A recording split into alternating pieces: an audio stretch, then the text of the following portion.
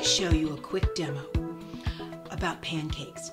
Now, it would depend who your client was with what we're selling pancakes, but it would depend. Is it the syrup that we're selling? Is it the butter that we're selling? Is an article in the Sunday paper about pancakes? So what we did for this is we bought pancakes today. We didn't have to make them. So you would lay out your pancakes, pick out the prettiest ones you can. You can see that Cindie is trimming the pancakes. So we're gonna Scotch guard our pancakes because we're going to do a syrup pour and we want the syrup to not soak into the pancake. So we're going to Scotch guard it just like you do your couch. We have our butter pats ready because this is going to be done in stages for the camera. We have beautiful berries picked out for garnish, and the best part of this demo is, excuse me, we've got our syrup frozen. So when we go to do a syrup pour, it's going to take forever for the syrup to spill, okay? All we did was put syrup right in the freezer, so we'll know that the consistency is right.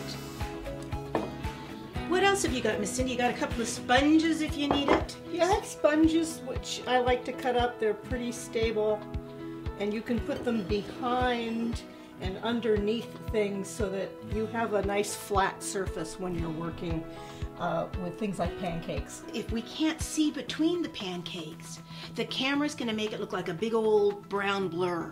Okay, so we want to create some movement, and that's when sponges or little bits of cloth or whatever you use underneath your food to give it some movement. Or if they're uneven. There was your example. Yes, they're uneven. There's your example. You can glue them together with something like polygrip. That always is disgusting and fun. You can't style hot food, okay? It's much more difficult. So these pancakes are cold. The syrup's freezing, okay? We've now put some polygrip. The reason most food that's styled is not edible, you guys, is that after it sits out under the lights, or there have been so many pairs of hands on it, it's a sanitation issue. But I'll tell you something, if you use hot pancakes and then hot syrup, you're gonna have a runny mess instead of a real beautiful shot. Now, if you're going to do a syrup pour, and that's what it's called, you want to have probably 6 or 8 stacks of pancakes ready for your photo shoot. Okay, and the same plate, you have them all ready, and you keep moving them in and out of the camera's lens. As you do one pour, your photographer is shooting as quickly as they can, but you want to have 3 or 4, at least 3 or 4 of these ready so you can start again. My syrup's going to be perfect. You want syrup first or butter first? No, you want the butter first. And then we're going to take our torch. You do food styling is in pieces, you guys. Right now, Cindie's going to melt our butter so it looks softer. Now, what that does is it makes it look hot. Okay? It's not hot, but it makes it look hot to the camera. So Cindie's going to melt our butter. This is a good example. I burned this. You did. So you'll need to hide that. I'm going to have to hide that. Or we could start again, but chances are when you've been doing this as long as we have, you're just going to try to hide that. What we're going to do is, here's our shot. Coming.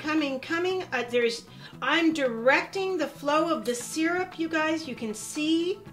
But see how lovely and thick that is because the syrup is frozen. Now, shooting. And now the photographer is shooting as quickly as possible to get the drips. This has got a couple more seconds on it, you guys. So you would decide where you want berries. Of course, we'd be looking in the monitor of our photographer so we'd know. Let's put a pretty piece of orange there. And voila. So again, the lesson is lots of pieces. Build it in pieces. Know if you want melted butter that you need a torch, and if you want to get the most out of a pancake syrup pour, you want that syrup to be frozen. Well, it looks good enough to eat.